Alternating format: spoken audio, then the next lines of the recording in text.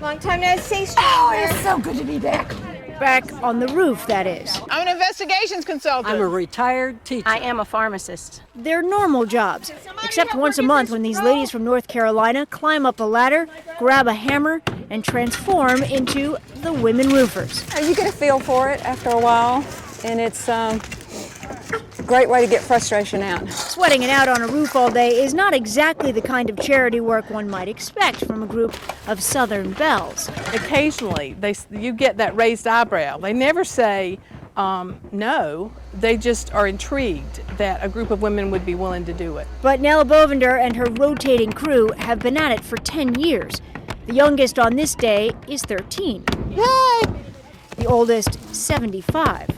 The all-women team has re-roofed more than 60 homes in North Carolina and a few more in Mississippi after Hurricane Katrina. David Wesley's house had been leaking for weeks. It's beautiful work, and I really appreciate them. While they had some help from skilled roofers in the beginning, the original team hardly needs them now. It's a pretty tough outfit, but you glam it up with the pink bandana. Yeah, well I like that touch.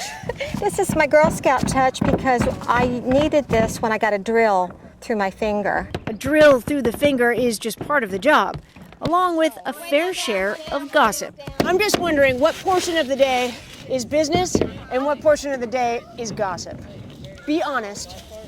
It's 50-50. Except it's really not gossip. We just have a rule that what's said on the roof stays on the roof. And roofing is a good way to make friends. While we know we're helping a family that really needs help, we're also, it feeds something in us that wants to help other people. Volunteer work raised to a higher level.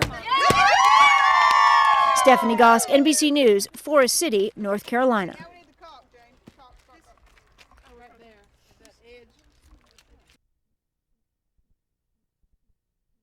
Oh, so that's boy, that's 10 years ago, we roofed a house with 10 women, so 10 women showed up, and it just started from there. People would hear about us and ask if they could be, it's an email list, so I send out an email, and currently when I send out the email, it goes to 100 people. And we just let them know where we're going to roof next and directions and to show up, and you see what happens, they show up. In the very beginning, the whole project would stop because you had to say, okay, Billy, what do we do here? What do we do here? If you'll notice today, they're calling on me, they're calling on Lori, they're calling on Susie. There's some guys who have gotten on the roof with us and tried to tell us what to do, or they used the phrase honey or sugar way too many times. By the end of that day, however, he finally looked at me and said, these women really know what they're doing. And I went, well, duh. For me, and those that are in my age bracket, it was the challenge of doing something we'd never been encouraged to do. So part of it, I think, is doing something different. Part of it's the camaraderie. We just have become really close friends. We're having a good time. There's a lot of giggling because we like each other, we tease with each other. Our motto is, what's said on the roof stays on the roof. To be able to do it together, to feel so comfortable working together, has become its own draw.